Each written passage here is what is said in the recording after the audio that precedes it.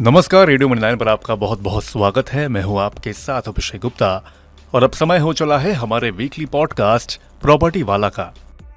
मुकेश एक IT company में काम करते हैं।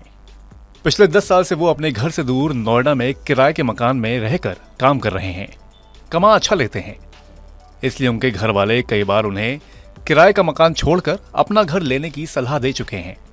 मुकेश खुद भी सोचते हैं अपना घर लेने की, लेकिन रियल एस्टेट क्षेत्र में होने वाली धोखाधड़ियों से वो काफी डरते हैं। उन्हें लगता है कि अगर वो घर खरीदते हैं तो कहीं उनका पैसा फंस ना जाए, घर बनाने वाला बिल्डर भाग या कंपनी दिवालिया ना हो जाए। इसलिए वो रेंटेड अपार्टमेंट में रहना ही बेहतर समझते हैं। अगर आप भी घर खरीदने की सोच रहे हैं, लेकिन मुकेश की तरह आपके मन में भी कोई डर है, तो आपके लिए एक राहत की खबर है। अब किसी रियल एस्टेट प्रोजेक्ट में घर लेने वाले लोगों को उस प्रोजेक्ट को बनाने वाली कंपनी के दिवालिया होने पर बेघर नहीं होना पड़ेगा। Insolvency and bankruptcy board of India यानी कि IBBI ने परिसमापन नियमों में संशोधन कर दिया है। इसके बाद अब रियल एस्टेट परियोजना में जमीन या मकान खरीदने वाले को संपत्ति पर कब्जा दे दिया जाता है, जो संपत्ति को परिसमापन प्रक्रिया से बाहर रखा जाएगा। इसका मतलब है कि उस संपत्ति से कर्जदार कंपनी का कोई लेना देना नहीं होगा। इससे कई खरीदारों को राहत मिलेगी, खास करके ऐसे टाइम पर जब देश में घरों का निर्माण बढ़ रहा है। देश के 7 प्रमुख शहरों में पिछले साल घरों का निर्माण 8% बढ़कर 4,35,000 इकाई पर पहुंच गया। एनरॉक के मुताबिक बेहतर बिक्री से रियल एस्टेट कंपनियों में नकदी प्रवाह में सुधार हुआ है। साल 2023 में 4,35,045 घरों का निर्माण पूरा हुआ, जबकि 2022 में 4,02,000 घर बने थे। मुंबई महानगर क्षेत्र में पिछले साल 13% वृद्धि के साथ 1,43,500 घरों का निर्माण पूरा हुआ।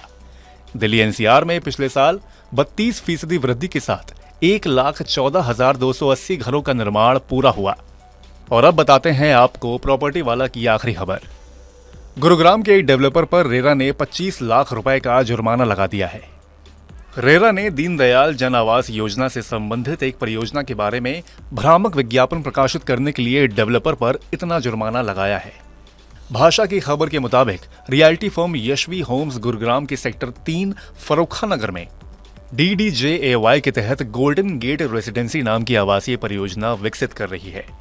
दरअसल नीति को DDJAY 2016 के नाम से जाना जाता है, जबकि विज्ञापन में DDJAY 2024 छापा गया था। इसके अलावा यशवी होम्स के प्रमोटर ने परियोजना की रेरा रजिस्ट्रेशन नंबर और वेबसाइट की डिटेल भी विज्ञापन में नहीं दी थी, जबकि निर्धारित नियमों के तहत ऐसा करना जरूरी है। साथ ही रियल एस्टेट नियामक प्राधिकरण के प्रवक्ता ने कहा कि रजिस्ट्रेशन के समय प्रमोटर ने परियोजना के लेआउट में school, club house, swimming pool, badminton court, half basketball court जैसी सुविधाओं का कोई प्रावधान नहीं किया है, जबकि विज्ञापन में इन सबको शामिल किया गया था। इसी के साथ आपके लिए एक महत्वपूर्ण खबर है। National buildings construction corporation limited यानी कि NBCC लिमिटेड ने बुधवार को बताया कि उसे 10,000 करोड़ रुपए की 5 आम्रपाली परियोजनाओं को विकसित करने के लिए नोएडा अथॉरिटी से मंजूरी मिल गई है। कंपनी ने स्टॉक एक्सचेंज फाइलिंग में कहा कि national building construction corporation India limited ने आम्रपाली की करीब 10,000 करोड़ रुपए की मौजूदा परियोजनाओं को खरीद योग्य यानी कि FAR के डेवलपमेंट के लिए ग्रेटर नोएडा अथॉरिटी की सैद्धांतिक मंजूरी प्राप्त कर ली है। तो आज के इस वीकली पॉडकास्ट प्रॉपर्टी वाला में बस इतना ही। ये पॉडकास्ट आपके लिए तैयार किया है हमारी सहयोगी आंचल चौधरी ने। बाकी बिजनेस, पर्सनल फाइनेंस और कॉर्पोरेट जगत से जुड़ी और खबरों के लिए सुनते रहिए रेडियो मनी 9 और डाउनलोड कर लीजिए हमारे मनी 9 ऐप को। हमेशा की तरह मैं हूं आपके साथ अभिषेक गुप्ता। अभी लेता हूं विदा।